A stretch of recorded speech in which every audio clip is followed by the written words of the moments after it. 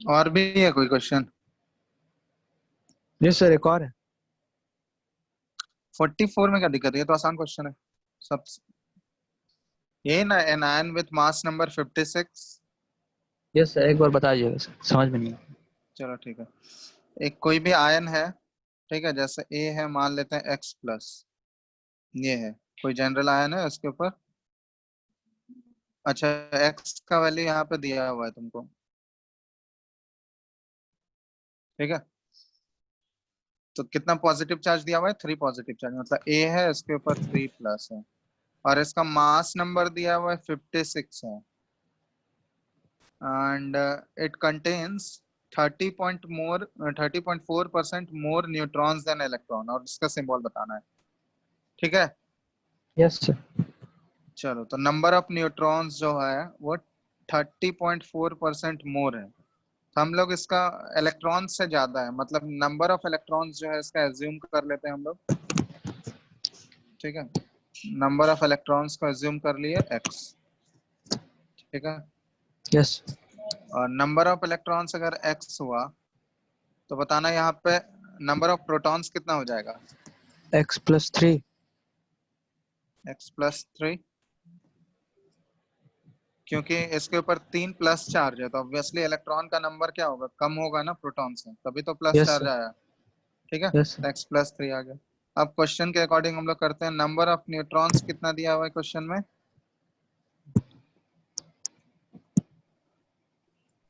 x plus 30.4%। 30.4% of x, यही होगा। Yes sir. चलो, 30.4 x प्लस 0.304 x हो गया ये, यस है सर। ना। Yes sir. ठीक है, चलो अब मास नंबर हमको पता है, तो मास नंबर क्या होता है? Number of protons plus number of number of neutrons. Neutrons. और ये मास नंबर कितना दिया हुआ है अकॉर्डिंग टू क्वेश्चन? 56 दिया हुआ है। 56। तो इक्वेट कर दो, नंबर ऑफ प्रोटॉन्स है x+3 और ये है x प्लस 0.304 x, ये इक्वल टू 56 है। तो इसमें x निकालना है तुमको। x सॉल्व करोगे कितना आ जाएगा? ये आ जाएगा, ये 3 को इधर भेजो तो ये आ जाएगा 53, और ये दोनों ऐड होगा तुम्हारा तो 2x और प्लस ये तो 2.304, यही होगा, ठीक है। Yes sir. बस इसको सॉल्व करो, इसको सॉल्व करोगे तो कितना आ जाएगा देखो, 2.3/53 ऑलमोस्ट कितना आ रहा है देखो तो।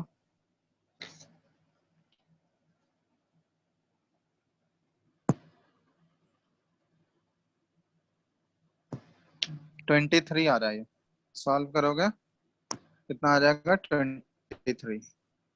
अब नहीं निकल जाएगा? निकल 23 आ जाएगा गया, सर। मतलब एक्स एक्स क्या है?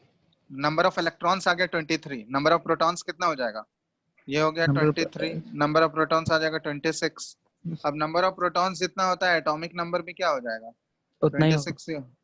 तो यस एटॉमिक नंबर 26 आ गया, तो कौन सा एलिमेंट होता है 26? Fe होता है सर। फिर 26। और ये 56 मास नंबर और इसके ऊपर 3 प्लस चार्ज, तो ये हो गया आंसर। सो हाँ बोलो। सो इसमें जब मास नंबर दिया हुआ तो उससे डायरेक्ट एफ का नहीं लिख सकते थे?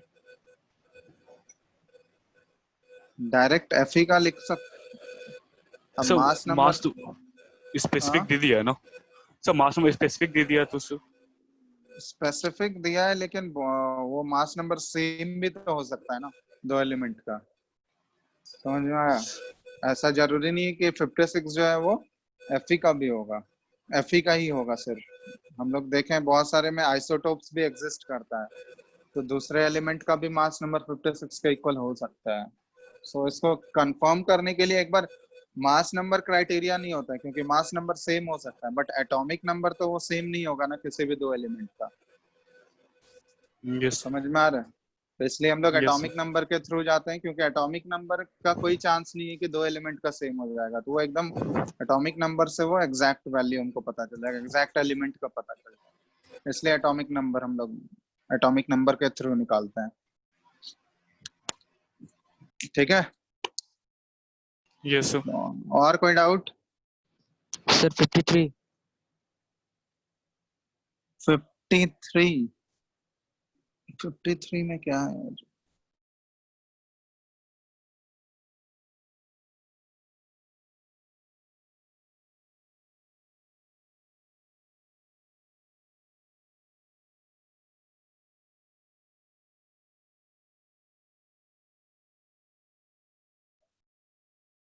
अच्छा, चलो यहाँ स्टॉपिंग पोटेंशियल वाला क्वेश्चन है, ठीक है, ये डिस्कस कर ही लेते हैं। क्वेश्चन में क्या दिया हुआ है देखो, एजेक्शन ऑफ फोटो इलेक्ट्रॉन सबको दिख रहा है ना?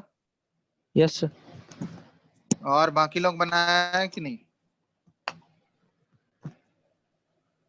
देखो एक बार क्वेश्चन देख लो, यही है ना, the ejection of photo electrons from silver metal in the photo yes electric sir. Effect can be stopped by applying A voltage of.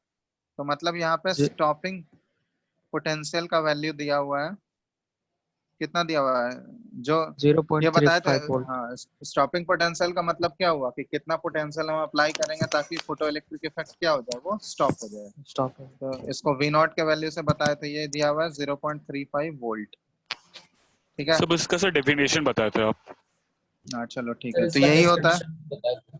हाँ, तो ये स्टॉपिंग पोटेंशियल ये वैल्यू है। अब स्टॉपिंग पोटेंशियल जो होता है ना ये, और व्हेन द रेडिएशन ऑफ इतना वेवलेंथ जो दिया हुआ है, इसका वैल्यू कितना दिया हुआ है, 256.7 नैनोमीटर दिया हुआ है रेडिएशन का। अब एक चीज ध्यान रखना, ये जो काइनेटिक हम लोग स्टॉपिंग पोटेंशियल मतलब स्टॉपिंग पोटेंशियल क्यों अप्लाई कर रहे हैं, ताकि फोटो इलेक्ट्रिक इफेक्ट क्या हो जाए, स्टॉप हो जाए। तो एक्चुअली जो ये एक्सप्रेशन होता है, ये वाला एक्सप्रेशन याद है तुम लोगों को? बताओ, फोटो इलेक्ट्रिक इफेक्ट का जो एक्सप्रेशन था यस सर। क्या था, बताओ? H new, sir H new, H yes new is not, equal new not plus kinetic energy of kinetic electron. Energy. ठीक है, अब स्टॉपिंग पोटेंशियल मतलब कि हमको क्या करना है कि हमको उतना पोटेंशियल अप्लाई करना है ताकि क्या हो जाए, इलेक्ट्रॉन का इजेक्शन जस्ट स्टॉप हो जाए। तो हम लोग क्या करेंगे, हम लोग उतना एनर्जी अगर प्रोवाइड कर दें कि काइनेटिक एनर्जी इसका अगर जीरो हो जाए, वही मतलब हुआ ना, हम लोग इलेक्ट्रॉन के इजेक्शन को रोक रहे हैं। तो इलेक्ट्रॉन का इजेक्शन कब रोक पाएंगे, जब इलेक्ट्रॉन उससे बाहर नहीं निकल पाएगा, तभी तो यस सर। रोक पाएंगे ना। और इलेक्ट्रॉन अगर बाहर नहीं निकल पा रहा है तो उसका वेलोसिटी क्या हो जाएगा, जीरो। जीरो हो जाएगा। मतलब जितना काइनेटिक एनर्जी होना चाहिए उसी के कॉरस्पॉन्डिंग हम लोग उतना ही अगर एनर्जी उल्टा डायरेक्शन से अगर लगा दें उस पे, तो इलेक्ट्रॉन बाहर निकल पाएगा क्या? नहीं। नहीं निकल पाएगा। तो उसी और उसी में जितना पोटेंशियल हम लोग अप्लाई करते हैं वो स्टॉपिंग पोटेंशियल है। उसी का जब एनर्जी हम लोग कन्वर्ट कर देंगे तो वो एनर्जी हमको मिल जाएगा। तो एक्चुअली बताओ हमको कितना एनर्जी अप्लाई करना होगा, तो वो काइनेटिक एनर्जी के बराबर ही अप्लाई करना होगा ना हमको energy, yes sir. Side yes से, सर। ऑपोजिट एंड से। और उसका पोटेंशियल हमको दिया हुआ है 0.35 वोल्ट है। तो पोटेंशियल को जब हम लोग उसके चार्ज से मल्टीप्लाई कर देते हैं ना, ई से, तो वो हमको वो एनर्जी दे देता है। ये पढ़े होगे तुम लोग क्लास 10th में, फिजिक्स में पढ़े हो। Yes sir. Work done. हाँ, तो वर्क डन वही होता है, Q इंटू वी। ठीक है, वी। पोटेंशियल इंटू चार्ज से मल्टीप्लाई कर देंगे तो वो वर्क डन आता है। तो वर्क डन एक्चुअली यहाँ पे एनर्जी ही है। तो यहाँ पे हम लोग क्या कर देंगे, किसका इजेक्शन हम लोग रोक रहे हैं, इलेक्ट्रॉन का इजेक्शन रोक रहे हैं। और एक इलेक्ट्रॉन पे चार्ज कितना होता है वो तो हमको पता ही है। 1.6 10 to power हाँ, minus 19 कूलम। ठीक है, तो एक इलेक्ट्रॉन के चार्ज को हम लोग स्मॉल ई से डिनोट करते हैं ना। ठीक है, यस सर। तो ये हाँ, तो small E into V not, ये इससे अगर मल्टीप्लाई हो जाएगा तो यही वैल्यू आ जाएगा हमको वर्क डन, मतलब कितना एनर्जी अपोजिट एंड से अप्लाई कर रहे हैं ताकि वो क्या हो जाए, इलेक्ट्रॉन का इजेक्शन रुक जाए। और वही एनर्जी किसके इक्वल होगा, काइनेटिक एनर्जी के ही इक्वल होगा। ये दोनों इक्वल एंड अपोजिट। तो यहाँ से हमको अगर स्टॉपिंग पोटेंशियल पता है हमको, तो काइनेटिक एनर्जी का वैल्यू हमको पता चल जाएगा। समझ में आ रहा है? कहीं भी अगर स्टॉपिंग पोटेंशियल दिया हुआ है तो उसको ई से मल्टीप्लाई कर दोगे तो वो किसके इक्वल हो जाएगा, बताओ? काइनेटिक काइनेटिक एनर्जी के। एनर्जी। हाँ, तो यहाँ पे हमको स्टॉपिंग पोटेंशियल दिया हुआ है, तो काइनेटिक एनर्जी का वैल्यू कितना आ जाएगा बताओ? ये आ जाएगा 0.35 इलेक्ट्रॉन वोल्ट हो जाएगा। इलेक्ट्रॉन वोल्ट भी एक एनर्जी का यूनिट है। ठीक है, इलेक्ट्रॉन यस सर। वोल्ट जो आया ये एक एनर्जी का यूनिट है। इसका जूल के साथ क्या सर 1.6 × 10⁻⁻90 जूल होता है सर। Hello sir.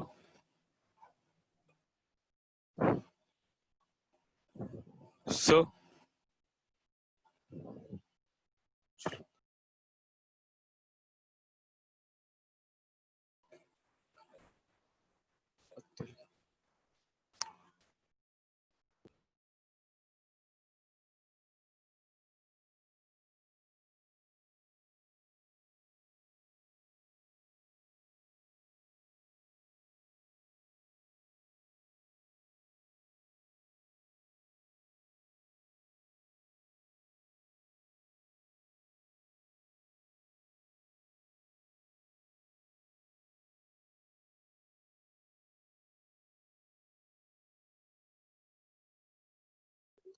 ये कौन सा क्वेश्चन नंबर था?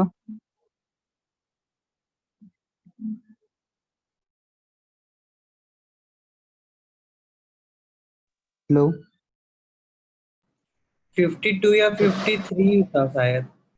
53। क्या हुआ?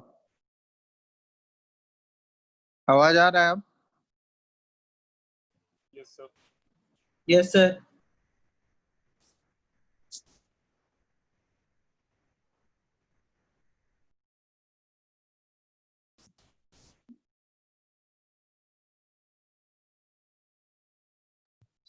आवाज आ रहा है ना? बताओ। Yes yes sir. सर। चलो यस। ठीक है।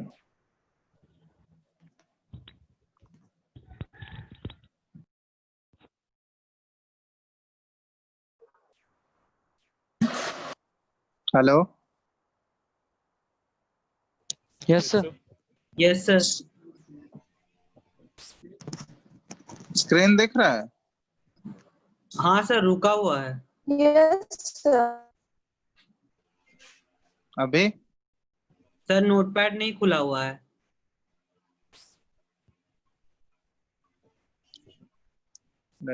होस्ट कौन बन गया? 1 मिनट रुको।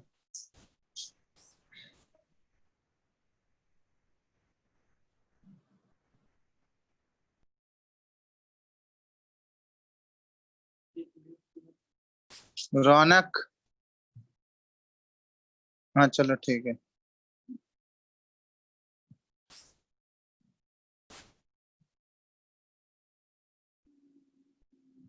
अभी ठीक है? अभी आ रहा है screen? Yes sir. Yes sir. चलो ठीक। यहाँ पे देखो, ये रिलेशन ध्यान रखना, 1 electron volt is equal to 1.6 into 10⁻⁻19 joule.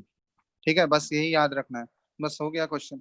अब उसके बाद तुमको निकालना क्या है, इसमें कैलकुलेट द वर्क फंक्शन निकालना है। तो वर्क फंक्शन इसमें क्या होता है, ये जो फॉर्मूला है H nu is equal to H nu not plus kinetic energy. अब यही एच न्यू नॉट के वैल्यू को ही हम लोग क्या बोलते हैं, वर्क फंक्शन बोलते हैं, जिसको फाइव से डिनोट करते हैं, है ना?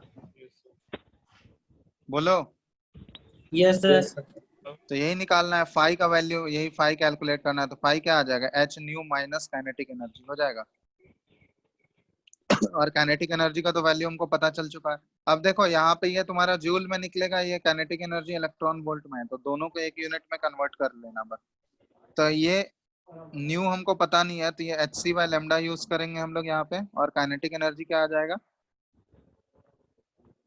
काइनेटिक एनर्जी कितना आ जाएगा बताओ? इलेक्ट्रॉन वोल्ट में ही निकाल लेना है। इस ये जो ये है ना, इसको तुम लोग इलेक्ट्रॉन वोल्ट में कन्वर्ट कर लेना। ये 0.35 इलेक्ट्रॉन वोल्ट ही रहने देते हैं। तो इसका वैल्यू पुट करोगे, एच का वैल्यू कितना आ जाएगा, 6.626 इंटू 10⁻⁻34 है। Yes sir. और सी का वैल्यू 3 इंटू 3 × 10⁸ 10⁸ मीटर पर सेकेंड है। और बाय लेमडा कितना है, 256 पॉइंट कितना था 7 इंटू 10⁻⁹ 9। ठीक है। इसको सॉल्व करोगे, इसको सॉल्व करने पे कितना आ रहा है देखो तो। Sir 4.48 electron volt. 4.48। Yes sir. ये जूल में आएगा ना, अब अभी ये वैल्यू तुम्हारा जूल में आएगा। ठीक है।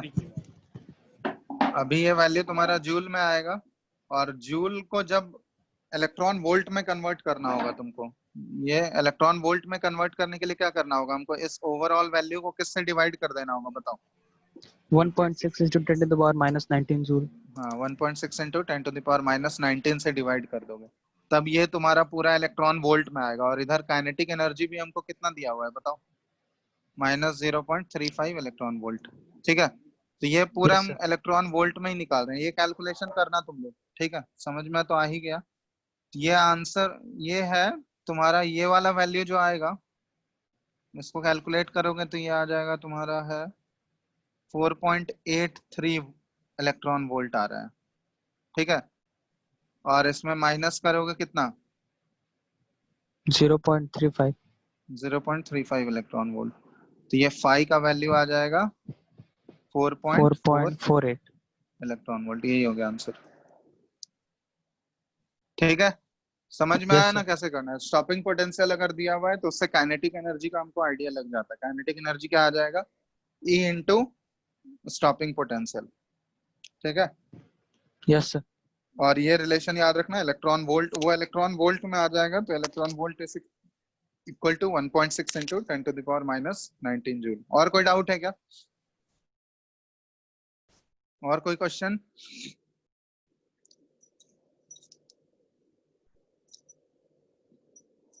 बोलो। हेलो हेलो, आ रहा है सर आपका आवाज। और कोई डाउट है किसी को? पूछो, नहीं तो नेक्स्ट टॉपिक स्टार्ट करेंगे। पूछना है किसी को? अरे हाँ या नहीं तो बोलो। नहीं सर। हो गया और सारा बनाए भी हो कि नहीं बाकी लोग? कोई कुछ बोल ही नहीं रहा है। अमन, यस सर। बनाए हो? ज्यादा क्वेश्चन नहीं बनाया। ज्यादा क्वेश्चन, इतना टाइम मिला फिर भी नहीं बनाया? कितना क्वेश्चन था, 10-12 क्वेश्चन ही था, तो आसान आसान क्वेश्चन था शुरुआत में, पूरा डायरेक्ट फॉर्मूला पे था। एटलीस्ट वो सब क्वेश्चन तो बनाया करो। प्रैक्टिस नहीं करोगे, ये सारा न्यूमेरिकल वाला चैप्टर है, नहीं करोगे प्रैक्टिस तो फिर नहीं बनेगा, उससे कॉन्सेप्ट क्लियर नहीं होगा थ्योरी पढ़ने से सर। ठीक है, तो प्रैक्टिस करो। बुकलेट मिला है इसका तुम लोगों को? Yes sir. Yes, sir. तो बुकलेट से भी क्वेश्चंस प्रैक्टिस करो, स्टार्ट कर दो बनाना। ठीक है, चलो जो भी होगा अब नेक्स्ट क्लास में पूछ लेना।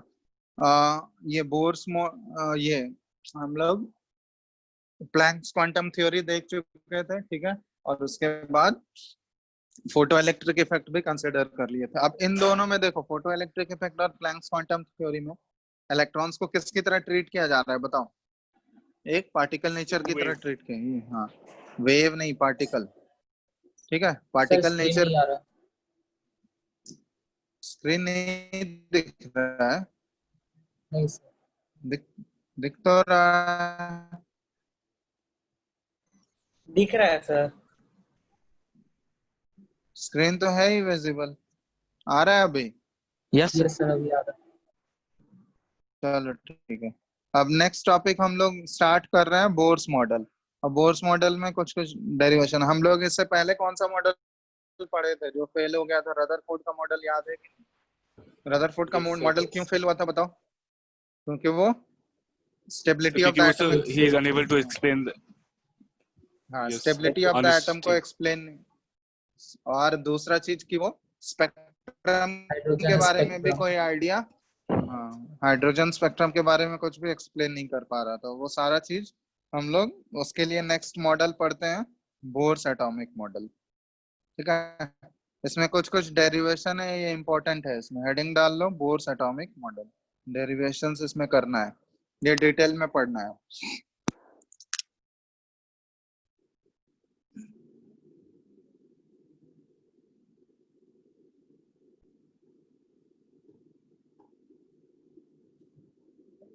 ठीक है। तो इसमें हम लोग पोस्टुलेट्स एक एक करके साथ में लिखते जाते हैं। पोस्टुलेट्स, ठीक है। फर्स्ट पॉइंट लिखो, एवरी एटम, ये तो पता ही होगा, every atom has a center called nucleus consisting of, क्या क्या मिलता है न्यूक्लियस के अंदर?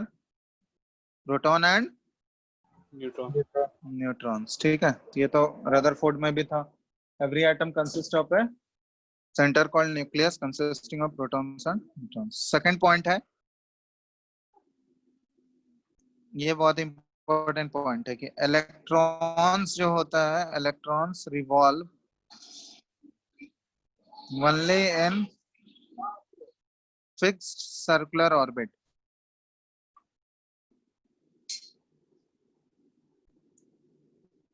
with fixed energy and fixed velocity। ये समझ में आ रहा है सबको? ये यही चीज जो है रदरफोर्ड एक्सप्लेन नहीं कर पा रहा था। रदरफोर्ड क्या बोला था? रदरफोर्ड जो था वो कॉन्ट्राडिक्ट कर रहा था किसके मॉडल को? ये मैक्सवेल के थ्योरी को कॉन्ट्राडिक्ट कर रहा था, कर रहा था ना, याद है? Yes sir. Yes sir. Maxwell क्या बोला था कि कोई भी अगर चार्ज्ड पार्टिकल अगर एनर्जी रेडिएट करेगा एक्सेलरेट करता है तो इलेक्ट्रोमैग्नेटिक, हाँ, जी एमिट करता है। बट यहाँ पे बोर क्या बोला कि कोई भी इलेक्ट्रॉन अगर सर्कुलर ऑर्बिट में घूम रहा है तो उस ऑर्बिट में घूमते हुए उसके एनर्जी पे कोई भी फर्क नहीं पड़ेगा, क्योंकि वो फिक्स्ड वेलोसिटी से मूव करता है। और कोई भी पार्टिकल अगर फिक्स्ड वेलोसिटी से मूव करेगा तो उसका एनर्जी भी क्या रहेगा? उस पर्टिकुलर ऑर्बिट में कांस्टेंट रहेगा, उस पर्टिकुलर ऑर्बिट में घूमते हुए उसका एनर्जी चेंज नहीं होगा, ठीक है। सर, वो उस, हाँ बोलो। सर वेलोसिटी कांस्टेंट कैसे हो सकता है जब गोल गोल चक्कर लगा रहा है तो? क्या चीज? सर वेलोसिटी कांस्टेंट कैसे हो सकता है? हेलो, आवाज नहीं आ रहा है? Hello sir. हाँ बोलो। सर उसका वेलोसिटी कांस्टेंट कैसे हो सकता है जब वो सर्कुलर ऑर्बिट में घूम रहा है तो? फिक्स्ड वेलोसिटी, यहाँ पे बात कर रहे हैं फिक्स्ड वेलोसिटी का मतलब कि हम लोग मैग्नीट्यूड से बात कर रहे हैं, ठीक है। ये मैग्नीट्यूड है, मतलब मैग्नीट्यूड के टर्म में हम लोग फिक्स्ड वेलोसिटी, वेलोसिटी ऑब्वियसली वो डायरेक्शन चेंज हो रहा है तो वेलोसिटी चेंज हो रहा होगा, ठीक है। ये magnitude, in terms of magnitude बात कर रहे हैं। लेकिन इसमें एक इम्पॉर्टेंट चीज आया था कि उसका एनर्जी जो है ये फिक्स रहता है, क्योंकि एनर्जी जब कैलकुलेट किया गया, ये सर्टेन कैलकुलेशन से आया था कि किसी भी इलेक्ट्रॉन का एनर्जी जो होता है किसी पर्टिकुलर ऑर्बिट में घूमते हुए वो कांस्टेंट रहेगा, ठीक है। उस पर्टिकुलर ऑर्बिट में घूमते हुए उसका एनर्जी चेंज नहीं होगा। वो पर्टिकुलर ऑर्बिट में घूमते हुए वो ना तो एनर्जी एब्जॉर्ब करेगा, ना ही एनर्जी क्या करेगा, रेडिएट करेगा। जब जब भी इलेक्ट्रॉन का एनर्जी चेंज कब होगा? जब वो एब्जॉर्ब करेगा या फिर रेडिएट करेगा, तभी तो चेंज होगा ना। तो ये चीज ध्यान रखना कि इसमें यही चीज बोला गया था कि कोई भी इलेक्ट्रॉन जो है पर्टिकुलर ऑर्बिट में घूमते हुए उसका एनर्जी हमेशा फिक्स्ड रहता है। इसलिए ये जो है कोई भी एटम जो है वो एनर्जी ना तो रेडिएट करेगा ना ही एब्जॉर्ब करेगा उस ऑर्बिट में घूमते हुए। अगर कोई भी मान लो अगर कोई भी इलेक्ट्रॉन एनर्जी एब्जॉर्ब किया तो एब्जॉर्ब करने के बाद वो उस ऑर्बिट में नहीं रह पाएगा। एब्जॉर्ब करने के बाद वो हायर एनर्जी शेल में जंप करेगा, ठीक है। और जैसे मान लो कोई इलेक्ट्रॉन अगर एनर्जी रेडिएट कर रहा है तो रेडिएट करने के बाद वो उस शेल में नहीं रह पाएगा, वो लोअर सेल में जंप करेगा। क्लियर है? वो आगे हम लोग देखेंगे, ठीक है। तो ये एक एक करके पोस्टुलेट लिखो। तो ये सेकंड हो गया। यहाँ पे फिक्स्ड वेलोसिटी का मतलब है इन टर्म्स ऑफ मैग्नीट्यूड हम लोग बात कर रहे हैं, ठीक है। तीसरा है क्वांटाइजेशन कंडीशन, ये बहुत इंपॉर्टेंट है, बोर्स का क्वांटाइजेशन कंडीशन। कंडीशन ये था, देखो electrons revolve only in those circular orbit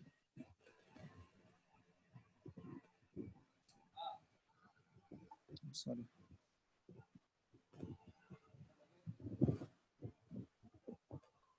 दो circular orbit for which the angular momentum पढ़े हो तुम लोग? Yes sir.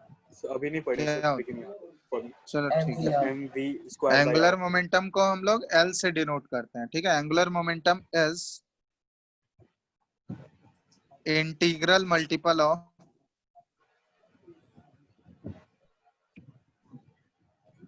h बाई 2 पाई। ये बहुत इंपॉर्टेंट पॉइंट है, ठीक है। h हो गया प्लैंक्स कांस्टेंट और 2 पाई तो कांस्टेंट हुआ। ये बोला जा रहा है क्वांटाइजेशन कंडीशन ये है कि इलेक्ट्रॉन सिर्फ उसी सर्कुलर ऑर्बिट में घूमेगा जिसमें कि जिस सर्कुलर ऑर्बिट का एंगुलर मोमेंटम का वैल्यू जो है वो h बाई 2 पाई का इंटीग्रल मल्टीपल आ रहा है, ठीक है। तो एंगुलर मोमेंटम के बारे में बता देते हैं एक्चुअली होता क्या है ये एंगुलर मोमेंटम, ठीक है। अब देखो मोमेंटम क्या होता है एक्चुअली, किसी भी पार्टिकल का अगर मोमेंटम बोला जाए तो मोमेंटम क्या होता है? Product of mass into velocity. ये तो पढ़े होगे ना, ये पता है? Yes sir. Yes sir. हाँ, तो किसी भी पार्टिकल का मोमेंटम क्या होता है? Product of mass into velocity. Mass into velocity का प्रोडक्ट होता है। अब यहाँ पे देखो एक्चुअली जब यहाँ पे हम लोग देखेंगे तो यहाँ पे एंगुलर मोमेंटम है, मतलब ये हम लोग जब कोई भी ऑब्जेक्ट अगर सर्कुलर ऑर्बिट में सर्कुलर मोशन अगर कर रहा होगा तो वहां पे हम लोग लीनियर मोमेंटम की बात नहीं करते हैं, वहां पे हम लोग एंगुलर मोमेंटम की बात करते हैं, ठीक है। तो एंगुलर मोमेंटम का एक्सप्रेशन, एंगुलर मोमेंटम भी एक वेक्टर क्वांटिटी है, ठीक है। एल से डिनोट कर रहे हैं इसको, ठीक है। अब जैसे मान लो यहाँ पे कोई इलेक्ट्रॉन अभी इस जगह है, तो ये मास ऑफ इलेक्ट्रॉन होगा कुछ, और इसका अभी वेलोसिटी किधर होगा, किस डायरेक्शन में होगा? टेंजेंशियल डायरेक्शन ड्रॉ करेंगे, ठीक है। ये टेंजेंशियल डायरेक्शन है, मतलब ये इसका वेलोसिटी मान लेते हैं v से डिनोट कर रहे हैं, ठीक है। और ये इसका रेडियस वेक्टर है, रेडियस वेक्टर इसका डायरेक्शन बताएगा, ठीक है। रेडियस वेक्टर से मल्टीप्लाई करने पे एंगुलर मोमेंटम आता है। तो यहाँ पे देखो एंगुलर मोमेंटम अगर हम लोग निकालें तो एंगुलर मोमेंटम का एक्सप्रेशन क्या आ जाएगा? r cross p। Cross product पढ़े हो ना तुम लोग? Yes sir. Yes sir. Vector हो गया? Yes, sir. Yes sir. चलो ठीक है। तो r क्रॉस p होता है इसका वैल्यू, ठीक है। ये r वेक्टर हो गया पोजीशन वेक्टर कि इलेक्ट्रॉन का ये पोजीशन बता रहा है, ठीक है। और इसको हम लोग p कौन सा है? p होता है लीनियर मोमेंटम वाला वैल्यू। तो लीनियर मोमेंटम का फॉर्मूला क्या हो जाएगा बताओ? मास इनटू वेलोसिटी हो जाएगा, m इंटू v। और यहाँ पे मास का तो कोई डायरेक्शन नहीं होगा, बट वेलोसिटी का डायरेक्शन होगा ना। वेलोसिटी का डायरेक्शन क्या होता है? कोई भी इलेक्ट्रॉन जहाँ पे प्रेजेंट है उसके टेंजेंशियल डायरेक्शन में हम लोग ड्रॉ कर देते हैं। तो ये r क्रॉस p का जो हम लोग प्रोडक्ट लेंगे वही होता है एंगुलर मोमेंटम। तो अब यहाँ पे देखो इसको हम लोग लिख रहे हैं। अब r वेक्टर हो गया पोजीशन वेक्टर इनटू मोमेंटम को हम लोग लिख रहे हैं मास इनटू वेलोसिटी। ये इलेक्ट्रॉन के टर्म में ही बात कर रहे हैं, तो मास का तो कोई ये डायरेक्शन नहीं होगा, वेलोसिटी का डायरेक्शन। ऊपर हम लोग वेक्टर क्वांटिटी है इसलिए वो डिनोट कर रहे हैं, ठीक है। तो अब देखो ये क्रॉस प्रोडक्ट का मल्टीप्लिकेशन क्या आता है बताओ? mv r sin theta. r ये mv क्या आ sin जाएगा? Theta. r mv sin theta हो जाएगा। यस। और थीटा क्या होता है इसका? उन दोनों वेक्टर। तो r यहाँ पे दो वेक्टर कौन सा है? एक r वेक्टर है और एक वेलोसिटी वेक्टर। पोजीशन वेक्टर और वेलोसिटी वेक्टर के बीच का एंगल, ये एंगल कितना होगा बताओ? ये एंगल हमेशा 90 डिग्री। ये एंगल हमेशा कितना बनेगा? 90 डिग्री ही बनेगा, 90। ठीक है। तो ये क्या आ जाएगा? R M V sine 90। Sine 90 degree का वैल्यू कितना होता है? 1। 1 होता है। तो साइन 90 का वैल्यू 1 हो गया। तो एल का वैल्यू कितना आ गया? एल का value mvr। M V R, ठीक है। तो ये ध्यान रखना, इसका मैग्नीट्यूड वैल्यू एंगुलर मोमेंटम का मैग्नीट्यूड कितना हो जाएगा? एम वी आर, ठीक है। Mass into velocity into R, वो पोजीशन सेंटर से हम लोग मेजर कर रहे हैं, वो डिस्टेंस उसको आर बोलते हैं। तो यहाँ पे क्या बोला गया कि इलेक्ट्रॉन जो है सिर्फ उसी सर्कुलर ऑर्बिट में रिवॉल्व करेगा जिस सर्कुलर ऑर्बिट का एंगुलर मोमेंटम का वैल्यू कितना होना चाहिए बताओ तो? इंटीग्रल मल्टीपल ऑफ किसका होना चाहिए? h बाई 2 पाई, h/2 ठीक है। तो इंटीग्रल मल्टीपल n से डिनोट करते हैं और ये h बाई 2 पाई। मतलब MVR क्या होना चाहिए, NH/2 पाई। यहाँ पे n का वैल्यू क्या होगा,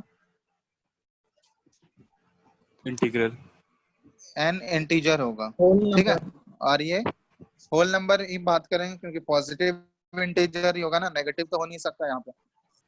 क्लियर है? हाँ सर। n तो 1 से स्टार्ट होगा, ये 1 2 3 4, तो हमेशा ये होल नंबर में ही होना चाहिए तुम्हारा, ठीक है। ये कभी भी डेसिमल में नहीं हो सकता है। अगर मान लो किसी के लिए डेसिमल आ गया तो मतलब वो ऑर्बिट एग्जिस्ट नहीं कर रहा होगा, ठीक है। तो इलेक्ट्रॉन सिर्फ उसी ऑर्बिट में रिवॉल्व करेगा जिस ऑर्बिट का एंगुलर मोमेंटम का वैल्यू जो है h/2 पाई का कोई इंटीग्रल वैल्यू आना चाहिए, h/2 पाई का इंटीग्रल वैल्यू। सर हाँ बोलो। सर ये इंटीग्रल मल्टीपल ऑफ h/2 पाई ही होगा, ये कैसे पता चला? ये एक्चुअली कैलकुलेशन से डिराइव हुआ था। h/2 पाई देखो, जैसे वहां पे हम लोग प्लैंक्स क्वांटम थ्योरी में किए थे ना, प्लैंक्स क्वांटम थ्योरी में क्या था कि एनर्जी ऑफ फोटोन जो आ रहा था वो किसके इंटीग्रल मल्टीपल में आ रहा था, h न्यू hc/λ के इंटीग्रल मल्टीपल में ही आ यस रहा था। तो वो जो कैलकुलेशन किया गया, एनर्जी का वैल्यू बार बार निकाला गया चेंज कर करके, ठीक है, अलग अलग रेडिएशन चेंज कर करके, तो हमेशा उसका वैल्यू जो आ रहा था वो एक फिक्स्ड क्वांटिटी के इंटीग्रल मल्टीपल में आ रहा था, ठीक है। तो उसी तरह यहाँ पे कैलकुलेशन, ये वैल्यू तो हमेशा कांस्टेंट ही रहेगा ना h/2 पाई, ये चेंज होगा क्या? ये नो सर।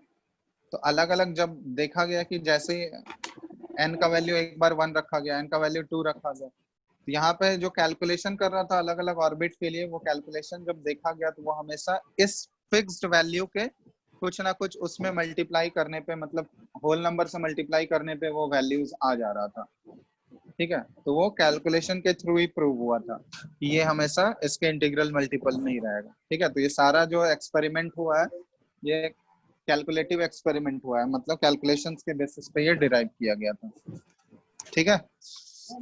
तो इसी को बोला जाता है बोर्स क्वांटाइजेशन कंडीशन। ये जो पहला है इसी कंडीशन को हम लोग बोलते हैं बोर्स क्वांटाइजेशन कंडीशन, तो ये ध्यान रखना है, ठीक है। और इसका इक्वेशन 1 एज्यूम करना, इक्वेशन 1, क्योंकि इसको आगे डेरिवेशन में हम लोग यूज करेंगे। ये थर्ड हो गया,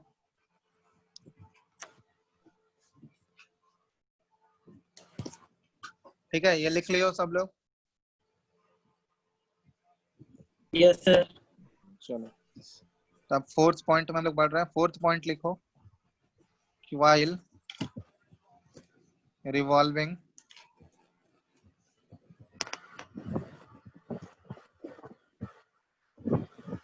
the electrostatic force between electron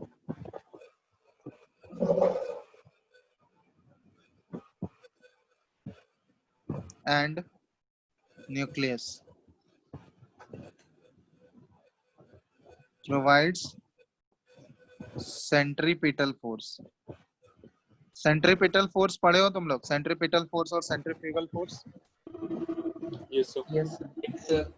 जैसे कोई भी ऑब्जेक्ट अगर सर्कुलर ऑर्बिट में घूमता है, ठीक है, सर्कुलर ऑर्बिट में अगर घूम रहा है या सर्कुलर मोशन कर रहा है, तो सेंट्रीपिटल फोर्स क्या होता है, ये टुवर्ड्स द सेंटर लगेगा, सेंटर की तरफ लगेगा, ठीक है, ये सेंट्रीपिटल फोर्स होता है।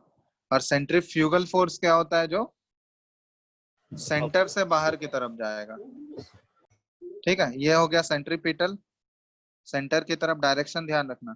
और सेंट्रीफ्यूगल क्या होगा, ये सेंटर से बाहर की तरफ निकलेगा। इसके फोर्स को हम लोग बोलते हैं, ये फोर्स कौन सा हो गया, सेंट्रीफ्यूगल फोर्स है, ठीक है। तो ये ध्यान रखना, ये सर्कुलर मोशन में आता है। तो यहाँ पे देखो, जब भी कोई इलेक्ट्रॉन सर्कुलर मोशन में रिवॉल्व कर रहा होगा तो ऑब्वियसली वहां पे एक इलेक्ट्रोस्टैटिक फोर्स लगेगा। इलेक्ट्रोस्टैटिक मतलब दो चार्ज के बीच में जो फोर्स लगता है उसको इलेक्ट्रोस्टैटिक फोर्स बोलते हैं हम लोग, ठीक है। इसका मैग्नीट्यूड क्या होता है ये बता रहे हैं। जैसे मान लो यहाँ पे एक चार्ज Q1 है, कुछ मैग्नीट्यूड है, और यहाँ पे एक चार्ज है Q2, और ये R डिस्टेंस रखे गए हैं, ठीक है। R डिस्टेंस पर अगर दो चार्ज रखा हुआ है तो इसके बीच में एक फोर्स लगता है, उसी फोर्स को हम लोग बोलते हैं, चार्ज पार्टिकल के बीच में जो फोर्स लगता है वो क्या, कौन सा फोर्स कहलाता है, इलेक्ट्रोस्टैटिक फोर्स, ठीक है, क्योंकि स्टैटिक चार्ज है ये, ठीक है। तो इलेक्ट्रोस्टैटिक फोर्स यहाँ पे बोलते हैं हम लोग, और इलेक्ट्रोस्टैटिक फोर्स ये जो वैल्यू होता है इसका मैग्नीट्यूड कितना आता है बताओ तो। इसका मैग्नीट्यूड होता है, ये ध्यान रखना है तुम लोग को। एफ का वैल्यू जो आता है, ये वैल्यू याद रखना है। अभी ये क्लास 12th में जाओगे तो पहला चैप्टर में ही आएगा, इलेक्ट्रोस्टैट्स पढ़ोगे तो ये आता है 4 पाई एप्सिलॉन नॉट। ये कांस्टेंट है पूरा, ठीक है। हम लोग ऐसे लिखते हैं इसको, ऐसे पहले के से बताते हैं फिर ये बता रहे हैं। एफ का वैल्यू जो आता है ये है के, कोई कांस्टेंट है, और Q1 Q2 इन दोनों का मैग्नीट्यूड बाय आर स्क्वायर, ठीक है। ये मैग्नीट्यूड होता है। और यहाँ पे के का वैल्यू, कांस्टेंट का वैल्यू जो आता है ये है 1/4 पाई एप्सिलॉन नॉट, ठीक है। 1/4 पाई एप्सिलॉन नॉट। अब एप्सिलॉन नॉट क्या होता है, ये सब पढ़ोगे 12th में जाओगे ना तो ये बता। एप्सिलॉन नॉट क्या होता है, ये परमिएबिलिटी होता है क्या? Permeability in free space, permittivity not permeability, ठीक है।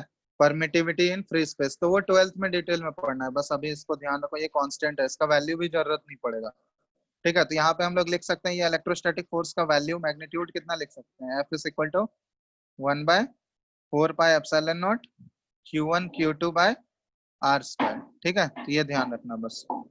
दो चार्ज अगर कुछ सर्टेन डिस्टेंस पर आएगा तो वो मैग्नीट्यूड इतना आता है इलेक्ट्रोस्टैटिक फोर्स। तो यहाँ पे इलेक्ट्रोस्टैटिक फोर्स कौन, इलेक्ट्रोस्टैटिक फोर्स जो किसकी तरह एक्ट करेगा बताओ तो, वो कौन सा फोर्स प्रोवाइड करेगा। अगर क्यों इलेक्ट्रोस्टैटिक फोर्स लग रहा है, क्योंकि इलेक्ट्रॉन, हाँ, इलेक्ट्रॉन के ऊपर कौन सा चार्ज है, नेगेटिव चार्ज है। और अंदर जो न्यूक्लियस के अंदर प्रोटॉन है उसके ऊपर कौन सा चार्ज होता है, पॉजिटिव चार्ज होता है। तो कहीं भी अगर दो चार्ज पार्टिकल हैं प्रेजेंट हैं तो वहां पे ऑब्वियसली एक फोर्स एक्ट कर रहा होगा, उसी को बोलते हैं इलेक्ट्रोस्टैटिक फोर्स। और ये इलेक्ट्रोस्टैटिक फोर्स जो लग रहा है ये कौन सा फोर्स प्रोवाइड कर रहा है उसी को, वो सेंटर की तरफ ही लगेगा ना। क्योंकि देखो ये जैसे यहाँ पे है, ये न्यूक्लियस है मान लो, तो इलेक्ट्रॉन तो सेंटर की तरफ ही अट्रैक्ट होगा ना। देख लो ये तो सेंटर की तरफ ही ये फोर्स लग रहा होगा ना ये फोर्स। सर हाँ बोलो। सेंटर की तरफ लगता है तो इलेक्ट्रॉन जाके न्यूक्लियस में क्यों नहीं चला जाता? नहीं जाता है ना, अभी तो बताएंगे वो आगे। इसलिए तो बोला जा रहा है यहाँ पे ये वाला सेकंड वाला कंडीशन पढ़े हो कि फिक्स्ड सर्कुलर ऑर्बिट।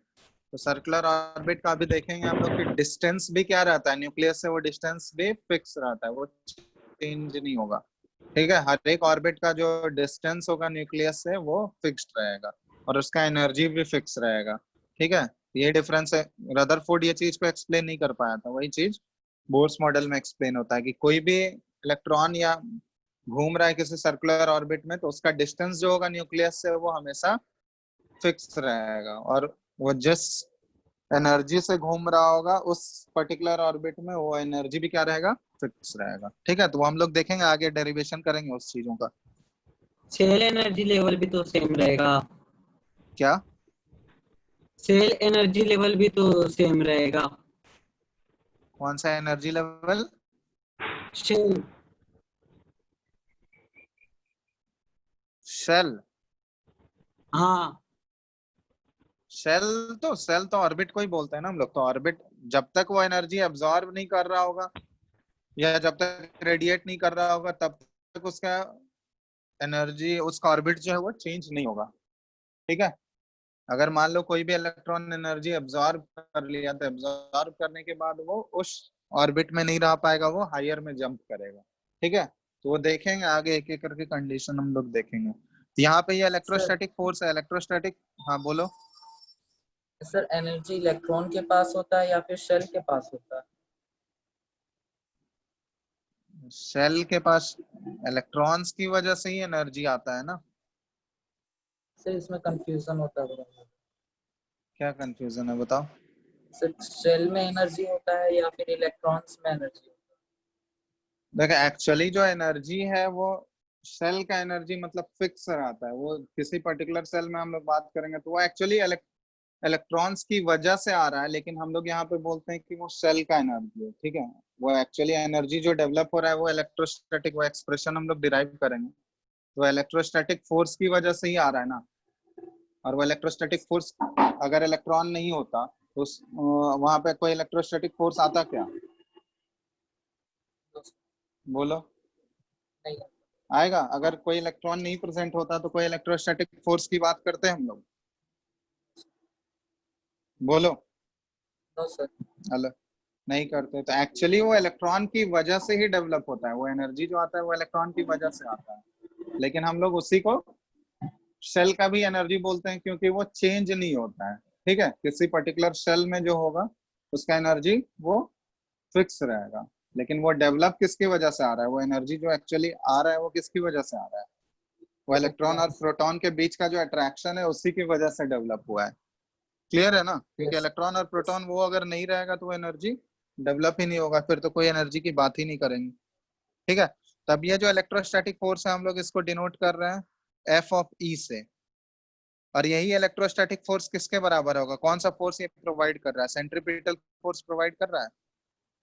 बोलो। Yes sir. तो यहाँ पे हम लोग लिख सकते हैं एफ ये इलेक्ट्रोस्टैटिक है, that is equal to F centripetal होगा। और सेंट्रीपिटल फोर्स का मैग्नीट्यूड तुम लोग को पता है? बोलो तो यस सर, कितना होता है? हाँ, तो ये सेंट्रीपिटल फोर्स का मैग्नीट्यूड याद रखना है तुम लोग को। कोई भी अगर मास एम मास का कोई भी पार्टिकल अगर सर्कुलर मोशन कर रहा है और उसका वेलोसिटी कितना है, कोई मास ये एम है और वेलोसिटी वी वेलोसिटी से ये मूव कर रहा है, और ये डिस्टेंस है इसका न्यूक्लियस से, सेंटर से डिस्टेंस आर है, तो इसका हमेशा ध्यान रखना सेंट्रीपिटल फोर्स का वैल्यू जो आता है ये कितना होता है? M V square by R. हाँ ठीक है, ये सेंट्रीपिटल फोर्स का मैग्नीट्यूड है, M V square by R. Clear है? अब देखो यस इन सर। दोनों, अब इन दोनों को कैसे रिलेट करेंगे? अब इन दोनों को देखो, यहाँ इलेक्ट्रोस्टैटिक फोर्स का मैग्नीट्यूड कितना है बताओ जल्दी? 1/4 pi epsilon not Q1 Q2 bye, अभी Q1 Q2 का वैल्यू भी पुट करेंगे यहाँ पे, बाय आर स्क्वायर। और इधर से क्या आ जाएगा बताओ? एफ सेंट्रीपिटल ये कितना होता है? M V square MV by square by R. R. अब यहाँ पे देखो Q1 Q2 का वैल्यू क्या आ जाएगा? Q1 Q2 जो है ये चार्ज का मैग्नीट्यूड होता है। तो देखो यहाँ पे क्या है, एक इलेक्ट्रॉन है और प्रोटॉन, तो न्यूक्लियस के अंदर, चलो ये कुछ सर्टेन डिस्टेंस आर पे है। इलेक्ट्रॉन का देखो, इलेक्ट्रॉन का मैग्नीट्यूड एक इलेक्ट्रॉन की वजह से ही हम लोग मेजर कर रहे हैं, तो एक इलेक्ट्रॉन उसका मैग्नीट्यूड क्या होगा? ई होगा। एक इलेक्ट्रॉन के ऊपर चार्ज कितना होता है? ई से डिनोट करते हैं हम लोग। ठीक है, स्मॉलेस्ट चार्ज। अब देखो प्रोटॉन कितने होते हैं? किसी भी न्यूक्लियस के अंदर अगर प्रोटॉन देखोगे तो कितना आएगा प्रोटॉन बताओ? Proton is equal to atomic number होता है। Yes sir. तो एटॉमिक नंबर को हम लोग किससे डिनोट करते हैं? जेड से। जेट। तो जेड ये नंबर ऑफ प्रोटॉन्स बताएगा, और इसी को अगर हम लोग ई से मल्टीप्लाई कर दें ये टोटल चार्ज ऑफ प्रोटॉन्स हमको पता चल जाएगा। अगर मान लो वहां पे एक ही प्रोटॉन हो तब तो जेड का वैल्यू 1 हो जाएगा, 1 इंटू ई। अगर मान लो 2 प्रोटॉन होगा तो अब चार्ज अंदर कितना हो जाएगा? 2 इंटू ई हो जाएगा, क्योंकि एटम अगर चेंज होते जाएगा तो जेड का वैल्यू भी तो चेंज होते जाएगा। सर दोनों का हेलो, अपोजिट होगा ना? क्या अपोजिट होगा बताओ? चार्जेस दोनों का अपोजिट होगा ना, एक प्लस में एक माइनस। हाँ, चार्जेस तो अपोजिट होगा ना। आवाज आ रहा है क्या?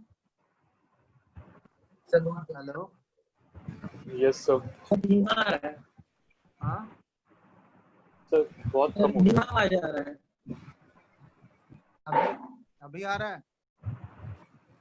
सर पहले जैसा नहीं आ रहा। पेंसिल चार्ज कर रहे हैं, 2 मिनट रुको हो जाएगा।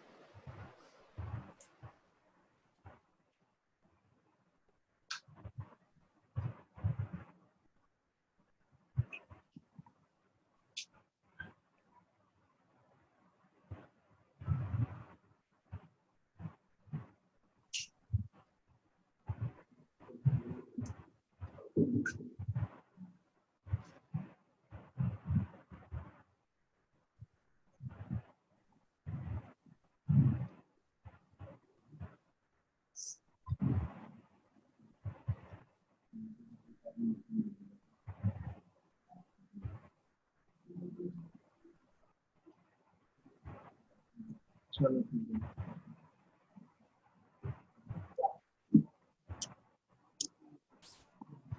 आप देखो यहाँ पे इलेक्ट्रॉन के ऊपर चार्ज क्या है, ई है, क्लियर है। और प्रोटॉन के ऊपर चार्ज कितना होगा, टोटल चार्ज बताओ। Z इंटू ई करेंगे हम लोग, ये इसमें डाउट नहीं है ना किसी को। जेड ही होगा। हाँ Z E total charge on, Z ई क्या हो गया, टोटल चार्ज ऑन प्रोटॉन हो गया, और ई क्या हो गया, चार्ज ऑन इलेक्ट्रॉन, एक इलेक्ट्रॉन के ऊपर। इसमें किसी को कोई डाउट है क्या? हाँ बोलो। यस सर, चार्ज क्या? ऑफ इलेक्ट्रॉन में माइनस नहीं लगा। अरे माइनस की बात नहीं कर रहे यहाँ पे हम लोग, क्या मैग्नीट्यूड की बात कर रहे हैं, सिर्फ हम लोग सिर्फ मैग्नीट्यूड निकाल रहे हैं, ठीक है। Hello, yes yes sir. हाँ यहाँ पे सिर्फ मैग्नीट्यूड का बात कर रहे हैं हम लोग। तो इलेक्ट्रॉन के ऊपर मैग्नीट्यूड कितना होता है, उसको ई से डिनोट करते हैं। और प्रोटॉन के ऊपर भी चार्ज उतना ही होता है, एक प्रोटॉन के ऊपर ई ही रहेगा, लेकिन अगर नंबर ऑफ प्रोटॉन्स चेंज हो गया तो उसको हम लोग इसीलिए Z से मल्टीप्लाई कर देते हैं, क्योंकि Z डिनोट करता है नंबर ऑफ प्रोटॉन्स, ठीक है। यहाँ पे F का वैल्यू कितना आ जाएगा बताओ, Q1 का वैल्यू कितना हो गया, ई E, Q2 कितना हो गया, जेड ई Z, और नीचे क्या आ जाएगा, 4 pi epsilon not, 1/4 pi epsilon not यहाँ आगे था, और I दोनों के बीच का डिस्टेंस कितना है, R है, तो R स्क्वायर। तो इसी को मल्टीप्लाई करके लिखोगे 1/4 पाई एप्सिलॉन, ये क्या आ गया, ZE square by R square, हो गया। सर स्क्रीन पे आप कुछ लिख रहे हैं क्या? हेलो स्क्रीन हेलो पे ही तो लिख रहे हैं। सर, हाँ कुछ नहीं हेलो, दिख रहा है सर, पूरा ब्लैक दिख रहा है मेरे को। ब्लैक दिख रहा है। सर हम फिर से ज्वाइन कर रहे हैं। सबको ऐसा ही दिख रहा है क्या? नहीं सर, मेरा ठीक चल नो रहा है। सर। नेटवर्क चेक करो अपना, या रीजॉइन कर लो, ठीक है। ये क्लियर है ना सबको यहाँ, यस ये सर। एक्सप्रेशन। चलो तो अब यहाँ पे इसका वैल्यू यहाँ पुट कर दो, तो यहाँ पे यही चीज हम लोग पुट कर रहे हैं, ये आ जाएगा, क्या आ जाएगा, जल्दी जल्दी बोलते जाओ। तो 1/4 पाई एप्सिलॉन नॉट, और इधर आ गया R स्क्वायर, और ये mv स्क्वायर बाय R के इक्वल। ये क्लियर है सबको? Hello, yes sir. Yes sir. चलो तो इसी को हम लोग मान लेते हैं ये सेकंड इक्वेशन है, ठीक है। पहला इक्वेशन ऊपर वाला था mv square equal to nh/2 pi, और ये सेकंड इक्वेशन है। अब इसको देखो कैसे यूज में सब यूज आने वाला है, ये नोट कर लो।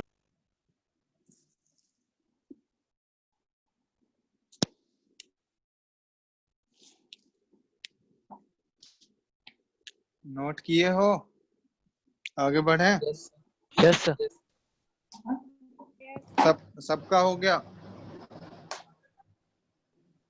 सर, एक डाउट था।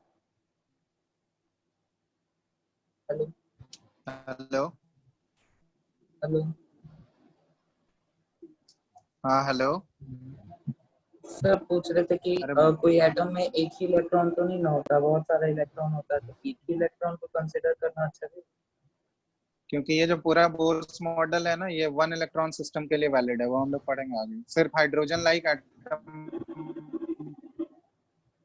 के लिए होता है, वो जितना भी कैलकुलेशन किया गया है वो सिंगल इलेक्ट्रॉन सिस्टम के लिए किया गया है, 1 electron system, hydrogen like atom, ठीक है। ये लिमिटेशन है बोर्स मॉडल का, वो हम लोग आगे बताएंगे, वो लिमिटेशन में क्लियर है। इसलिए यहाँ पे एक इलेक्ट्रॉन हम लोग कंसिडर कर रहे हैं, ठीक है। Yes sir. हेलो, क्योंकि इसमें जो भी स्पेक्ट्रम हम लोग पढ़ेंगे ना, वो सिर्फ हाइड्रोजन के स्पेक्ट्रम, जो भी कैलकुलेशन किया गया बोर्स मॉडल में, वो हाइड्रोजन के लिए ही किया गया है, या फिर हाइड्रोजन जैसे एटम्स के लिए। मतलब उसके पास एक ही इलेक्ट्रॉन होना चाहिए, अगर वो दूसरे एलिमेंट का भी एटम है फिर भी उसके पास एक ही इलेक्ट्रॉन होना चाहिए, ठीक है। हाइड्रोजन जैसे एटम मतलब मतलब उसके पास एक इलेक्ट्रॉन होना चाहिए सेल में, आउटर मोस्ट सेल में सिर्फ एक ही इलेक्ट्रॉन होना चाहिए। जैसे मान लो H के पास एक इलेक्ट्रॉन होता है, जैसे हीलियम, हीलियम के लिए अप्लाई कराना है तो हीलियम का एटॉमिक नंबर कितना है? 2 है, तो 2 इलेक्ट्रॉन होता है इसके पास, लेकिन इसके पास भी हाइड्रोजन की तरह एक ही इलेक्ट्रॉन होना चाहिए, तो ये हीलियम के लिए एप्लीकेबल नहीं होगा, He+ के लिए एप्लीकेबल होगा। ठीक है, उसी तरह हीलियम के बाद क्या आ जाएगा? लिथियम। तो लिथियम के पास कितने इलेक्ट्रॉन होते हैं? 3 इलेक्ट्रॉन। 3। तो ये लिथियम के लिए एप्लीकेबल नहीं होगा, Li2+ के लिए एप्लीकेबल होगा। यस समझ में आ रहा है? तो ये सिंगल इलेक्ट्रॉन सिस्टम के लिए ही ये अप्लाई होता है। तो इसी को बोलते हैं हम लोग हाइड्रोजन लाइक एटम। क्लियर है ना? यस या फिर बेरिलियम की बात करें तो B3+ के लिए एप्लीकेबल होगा।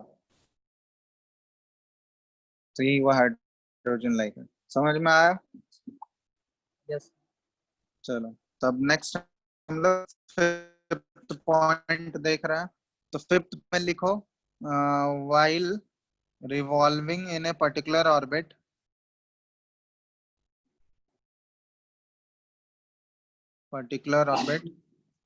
ये भी इंपॉर्टेंट पॉइंट है। an electron neither gains nor loses energy। ये ध्यान रखना कि किसी पर्टिकुलर ऑर्बिट में घूमते हुए कोई भी इलेक्ट्रॉन ना तो एनर्जी गेन करता है ना ही एनर्जी लूज करता है। इसका मतलब क्या हुआ? हम लोग क्या बोल सकते हैं कि of N orbit, energy orbit या फिर एनर्जी ऑफ अ शेल क्या रहता है? ये हमेशा फिक्स रहता है। मतलब उस पर्टिकुलर ऑर्बिट में घूमते हुए, शेल में घूमते हुए कोई भी इलेक्ट्रॉन ना ही वो एनर्जी लूज करेगा ना ही एनर्जी गेन करेगा। ठीक है, तो उसका एनर्जी हमेशा फिक्स रहेगा।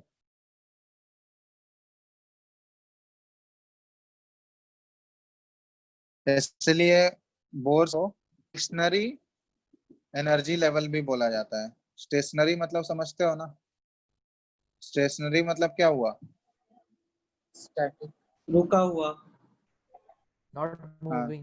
स्टैटिक या फिर फिक्स्ड।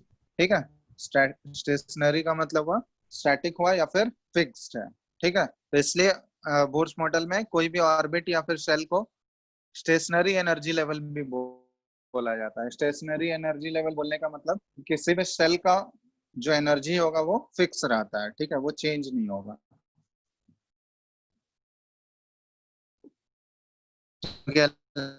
इलेक्ट्रॉन जो है किसी पर्टिकुलर ऑर्बिट में घूमते हुए वो ना तो एनर्जी अब्सॉर्ब करता है ना ही एनर्जी लूज करता है। ठीक है, तो इसलिए उसका एनर्जी हमेशा फिक्स रहेगा। तो ये टोटल 5 पॉइंट है, और आगे एक पॉइंट और है तो वो आगे हम लोग करेंगे। तो पहले डेरिवेशन पॉइंट लिख चुके हो गया?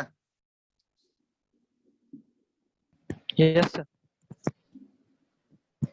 हो गया ना?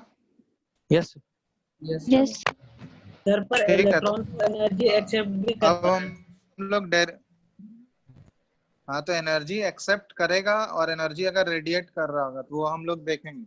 किसी पर्टिकुलर ऑर्बिट में घूमते हुए उसका एनर्जी चेंज नहीं होगा। सर मतलब तो इलेक्ट्रॉन तो नाइदर, हमेशा घूमते ही रहता है ना। घूमते हुए उसका एनर्जी चेंज नहीं होगा बोल रहे हैं। मतलब किसी भी पर्टिकुलर ऑर्बिट का एनर्जी फिक्स कर दिया गया, तो इलेक्ट्रॉन अगर उसमें घूम भी रहा है तो उसके घूमने से उसके एनर्जी पे कोई फर्क नहीं पड़ेगा। अगर मान लो इलेक्ट्रॉन एनर्जी एब्जॉर्ब किया, ठीक है, कोई भी इलेक्ट्रॉन अगर किसी सेल में एनर्जी एब्जॉर्ब कर लिया, उसको कहीं से एनर्जी मिला, वो एब्जॉर्ब किया, तो एब्जॉर्ब करने के बाद वो अब उस सेल में नहीं रह पाएगा, क्योंकि ऑब्वियसली एब्जॉर्ब करने के बाद उसका एनर्जी क्या हो जाएगा? बढ़ जाएगा ना। हेलो? हाँ, फर्स्ट एक्साइटेड स्टेट में एब्जॉर्ब चल करने के जाता बाद, है। हाँ, तो एब्जॉर्ब करने के बाद एनर्जी बढ़ेगा, तो एनर्जी बढ़ेगा तो वो हायर एनर्जी सेल में जंप करेगा ऊपर। ठीक है, लोअर से हायर जाएगा। अगर मान लो एनर्जी एमिट कर दिया, वो घूमते हुए एनर्जी एमिट कर रहा है, रेडिएट कर रहा है, तो रेडिएट करने से उसका एनर्जी क्या होते जाएगा? धीरे धीरे कम होता होगा। रहेगा। तो कम होगा तो वो हायर से किसकी तरफ जंप करेगा? लोअर की तरफ से। तो ठीक है, तो वो आगे कैलकुलेशन से हम लोग शो करेंगे इसको कैसे होता है। चलो, तो अब देखो कैलकुलेशन हम लोग को कौन कौन सा करना है इसमें। ये डेरिवेशन कांस्टेंट है, ठीक है, तो डेरिवेशन ध्यान रखना है तुम लोगों को। कैलकुलेट रेडियस का, सर वेलोसिटी आपका का, आवाज बहुत कट के आ रहा है। Radius of atom. हाँ, कैलकुलेशन अभी आ रहा है। हेलो, हाँ सर अब ठीक आ रहा है। चलो कैलकुलेशन किसका किसका करना है हम लोगों को? रेडियस ऑफ एटम का करना है, वेलोसिटी ऑफ इलेक्ट्रॉन का करना है,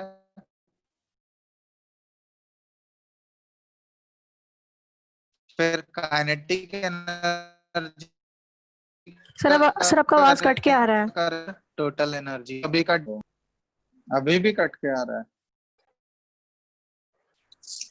नहीं सर अब आ रहा है।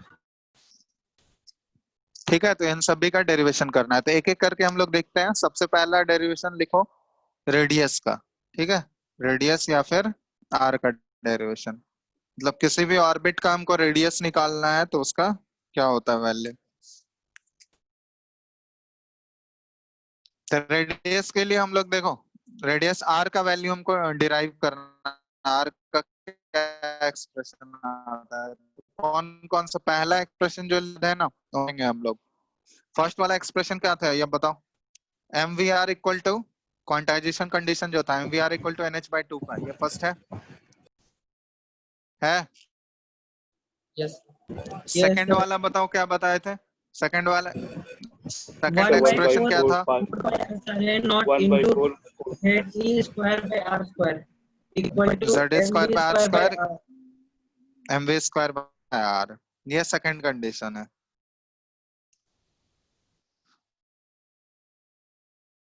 यहाँ पे क्या करना है हमको?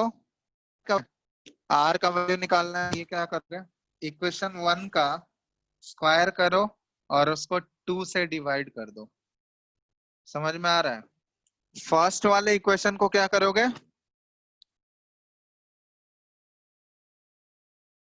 हेलो, यस सर फर्स्ट वाले इक्वेशन को क्या करना है बताओ?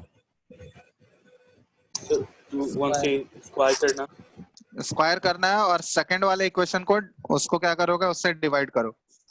अब सेकंड वाले एक्सप्रेशन को देखो, ऐसे उल्टा करके लिख लो, एम वी स्क्वायर को इस साइड कर लो, तब क्योंकि इसको हम लोग ऐसे लिख रहे हैं, ये एम वी स्क्वायर वाला टर्म इधर ले रहे हैं, उससे कोई फर्क नहीं पड़ेगा। M V square by R, और इधर क्या आ जाएगा, 1/4 pi epsilon naught Z square by R square. ठीक है, ये सेकंड है। चलो, तो पहला का स्क्वायर करके उसको सेकंड से डिवाइड करो, देखो तो क्या आ रहा है बताओ? पहला का अगर स्क्वायर करें हम लोग तो ये क्या आ जाएगा बोलना? M square V square by R square हो जाएगा, और इधर हो जाएगा yes sir N square H square by 4 pi square. यहां तक क्लियर है सबको? ये पहला वाला का हम लोग स्क्वायर किए हैं, देखना। अब इसको क्या करना है हमको? सेकंड से डिवाइड करना है, तो सेकंड से डिवाइड करोगे तो सेकंड वाला में एक्सप्रेशन है M V square by R, इससे डिवाइड कर दिया इधर, और इस साइड किससे डिवाइड करोगे? By 4 pi epsilon naught into R square से। अब डिवाइड करके यहाँ सिंप्लीफाई करके लिखो क्या आ रहा है?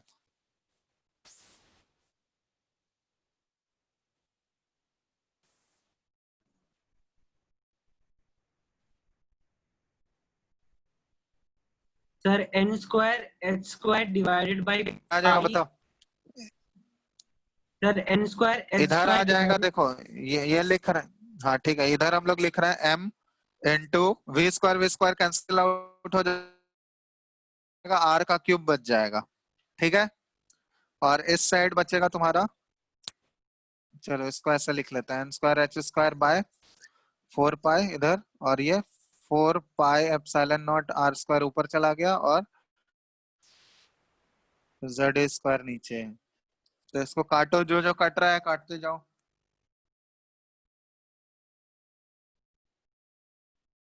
कुछ नहीं कटेगा क्या इसमें? सर 4 पाई कटेगा सर 4 pi. क्या? 4 pi. pi. 4 पाई कट गया, ये पाई एक ही कटेगा ना, एक बचा हुआ रहेगा, और हाँ. तो कुछ नहीं कट रहा है इधर। नहीं और नहीं और कटेगा। आर देखो, इधर आर क्यूब है और इधर आर स्क्वायर है, काट दें? या आर हाँ काट आर दीजिए। स्क्वायर और इधर क्यूब कट गया, तो इधर एक आर बच जाएगा, एक आर बचेगा, यस सर। देख लो। और m को इस Yes, साइड sir. भेज देते हैं, m को इस साइड भेजेंगे तो देखना क्या आएगा expression, n square h square, और इधर क्या बच गया ऊपर, एप्सिलॉन नॉट, ठीक है। और नीचे क्या बच गया, पाई, m इधर से आया और z e स्क्वायर, तो यही एक्सप्रेशन आता है r का।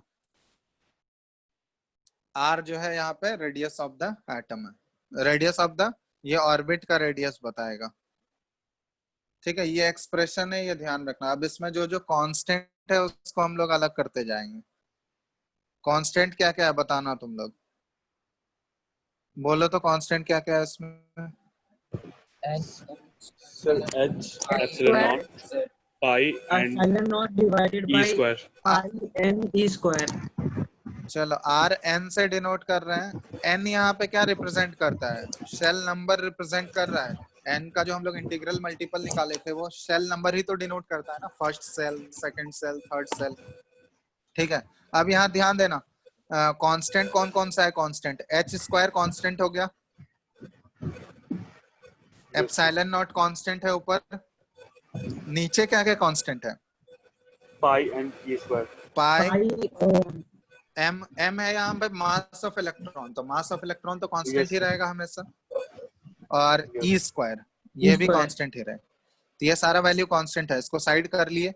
और इधर क्या बच गया, एन स्क्वायर, ये चेंज होगा, और इधर Z, N square by Z, ठीक है।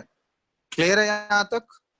अब ये जब कांस्टेंट का वैल्यूज पुट किया जाता है ना, ये कांस्टेंट का वैल्यू तुम लोग को याद नहीं रखना है, कांस्टेंट का जब वैल्यू, ये कैलकुलेशन करना नहीं है तुम लोग को, ये कांस्टेंट जब वैल्यूज पुट करके देखा जाता है तो ये आता है 0.3 into N square by Z angstrom, तो ये याद रखना है, ये एक्सप्रेशन इंपॉर्टेंट है। क्या हो जाएगा, आर एन, ये रेडियस ऑफ ऑर्बिट बता रहा है, एनथ ऑर्बिट, ठीक है। एनथ ऑर्बिट का रेडियस क्या हो जाएगा बताओ, एक्सप्रेशन क्या याद रखना है तुम लोग को, ये वाला, क्योंकि कैलकुलेशन में ये यूज होगा, 0.53 into N square by Z angstrom. N square, N यहाँ पे क्या होता है, ये शेल नंबर डिनोट कर रहा है, और जेड क्या डिनोट कर रहा है बताओ। Atomic number. Atomic number. Atomic number. हाँ, तो एन हो गया शेल नंबर और जेड हो गया एटॉमिक नंबर, ठीक है, तो ये ध्यान रखना। तो जैसे मान लो फर्स्ट सेल का तुमको निकालना है, हाइड्रोजन का फर्स्ट सेल का निकालना है, तो हाइड्रोजन का फर्स्ट सेल का कितना हो जाएगा रेडियस बताओ तो। 0.53 Sir, 0.53. Radius of first shell of hydrogen atom, तो यहाँ पे सारा हाइड्रोजन का एटॉमिक नंबर भी 1 ही होता है, आर का वैल्यू 1, तो ये क्या हो जाएगा 0.53 Angstrom. एंगस्ट्रॉम, ठीक है। क्लियर है ना? तो ये एक्सप्रेशन याद रखना है, 0.53 इंटू एन स्क्वायर, ये कैलकुलेशन में यूज होगा, ठीक है। अब एक ये ध्यान रखना कि बोर्स मॉडल ये बता चुके हैं कि बोर्स मॉडल जो है ये सिर्फ सर आवाज नहीं आ रहा ठीक से। सर आवाज नहीं आ रहा है।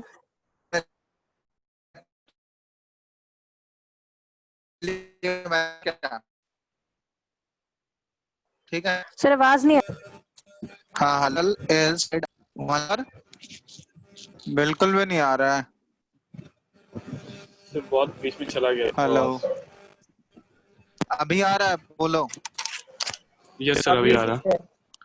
ठीक है, फोर्स मॉडल जो होगा ये सिर्फ और सिर्फ वैलिड किसके लिए है, वो valid only for single electron One electron. System.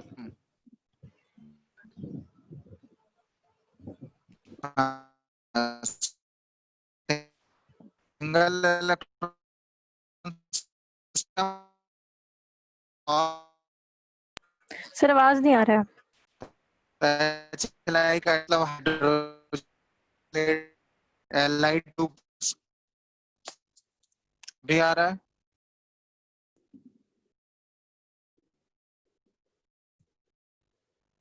अभी भी नहीं आ रहा है आवाज। हेलो, अभी आ रहा है सर। Yes. आ रहा है सर। किसको आवाज नहीं आ रहा है? सर सबको इससे पहले नहीं आ सर रहा बीच था। में कट जाता है। बीच में कट जाता है। अभी ठीक है ना? अभी ठीक है सर। चलो अभी ठीक है। इसको पहले लिख लो, इसको लिखो पहले, तो लोग नोट करते रहो। यहाँ तक हो गया क्या?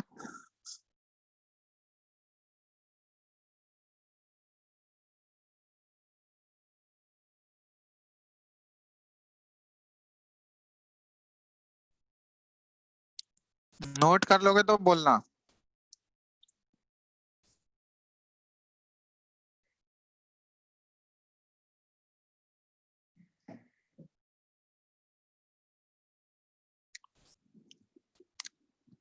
हेलो, यस हाँ सर हो गया नोट। हो गया सबका? ये बहुत इंपॉर्टेंट पॉइंट है, ये इसलिए बता दे रहा है कि बोर्स मॉडल जो है सिंगल इलेक्ट्रॉन सिस्टम के लिए ही वैलिड होगा। ये इसका ड्रॉबैक है, इस आगे हम लोग देखेंगे। तो पहला रेडियस का डेरिवेशन हो गया। दूसरा डेरिवेशन हम लोग कर रहे हैं वेलोसिटी ऑफ इलेक्ट्रॉन, कि किसी ऑर्बिट में अगर इलेक्ट्रॉन घूम रहा होगा तो वो कितने वेलोसिटी से घूमेगा।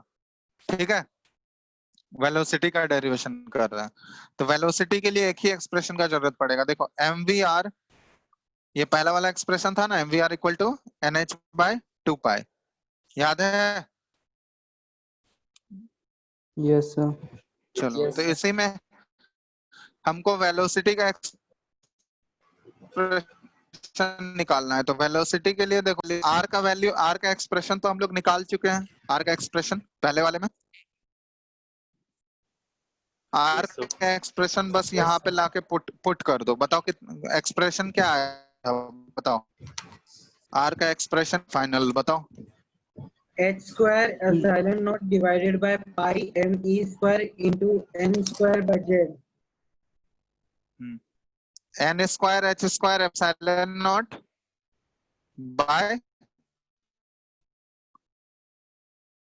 पाई m, यही था, देख लो। Hello, Yes, sir. Yes sir. और इधर है nh बाय 2 पाई। अब जो जो कट रहा है उसको काटते जाओ। क्या क्या कट रहा है दोनों side? So n and pi m. एक n कट गया, एक h कट गया,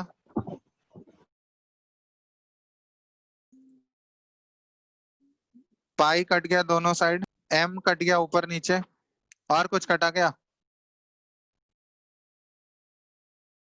नहीं और कुछ सर। कटा? तो अब एक्सप्रेशन क्या बच जाएगा बताओ? v का एक्सप्रेशन हम निकाल रहे हैं, तो v का एक्सप्रेशन z स्क्वायर को उधर भेज दिया, तो z स्क्वायर ऊपर चला गया, आ जाएगा देखो 2, और उधर आ जाएगा एक n आ जाएगा, h आ जाएगा, एप्सिलॉन नॉट और n, यही बच जाएगा। देख लो, Yes, sir. यही वेलोसिटी का एक्सप्रेशन हुआ, z square by 2h epsilon naught into n। अब यहाँ पे बताना क्या क्या कांस्टेंट है। कांस्टेंट कौन कौन सा टर्म है? e square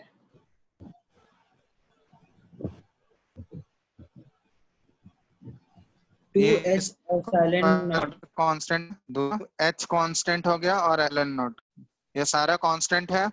और इधर क्या बच जाएगा? z by z by n. n बच जाएगा। यही बचेगा जो z बाय n जो वेरी करेगा। ठीक है, अब इसी का वैल्यू जब पुट किया जाता है कांस्टेंट का वैल्यू, तो ये आता है, ये ध्यान रखना है, 2.18 into 10⁶ into z by n, और ये वैल्यू आ रहा है मीटर पर सेकंड में। ठीक है, तो ये तुम लोग को याद रखना है। क्लियर है? Yes sir. r का वैल्यू कितना आया था बताओ, जो याद रखना है कैलकुलेशन में। 0.5 into n 0.53 square into by n z. square by z Armstrong. हाँ, एंगस्ट्रम, यूनिट भी ध्यान रखना। r का value 0.53 into n square by z angstrom. और वेलोसिटी का इंटू 10⁻⁶ इंटू z/n, और ये यूनिट क्या होगा इसका बताओ? मीटर पर मीटर सेकंड। पर सेकंड। मीटर पर सेकंड। ठीक है, तो ये दो ध्यान रखना।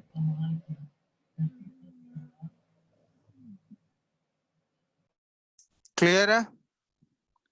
तो रेडियस का डेरिवेशन कर चुके हैं, और ठीक है तो आज इतना ही रहने देते हैं। नेक्स्ट क्लास में तुम लोग एक करके रखना, ये तो एनर्जी का डेरिवेशन हम लोग नेक्स्ट क्लास में करेंगे। एक बार देख के रखना तुम लोग, इसमें पोटेंशियल एनर्जी, काइनेटिक एनर्जी, और ये दोनों मिल क्या देगा? Total energy. Total energy. Clear है? हाँ, पोटेंशियल प्लस काइनेटिक, ये दोनों मिलकर टोटल एनर्जी का डेरिवेशन नेक्स्ट क्लास में करेंगे। ठीक है, तो वेलोसिटी और रेडियस से रिलेटेड क्वेश्चंस तुम लोग कर सकते हो अभी। ठीक है, एनर्जी वाला हम लोग नेक्स्ट क्लास में करेंगे। ठीक है, और एनर्जी, और फिर हम लोग स्पेक्ट्रम देखेंगे। इलेक्ट्रॉन अगर ट्रांजिशन होता है एक सेल से दूसरे सेल में जाएगा तो कितने एनर्जी का वो ट्रांसफर कर रहा होगा। ठीक है, तो वो सारा चीज नेक्स्ट क्लास में करेंगे। क्लियर है? यहाँ तक कोई डाउट है किसी को? देख लो।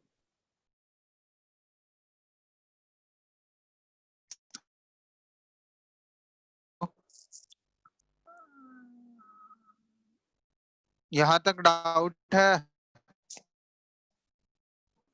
अमन, नो सर। नहीं सर। आवाज नहीं आ रहा है क्या? आ रहा अभी है आ सर। रहा है? आ रहा है सर। आ रहा है सर। डाउट है क्या?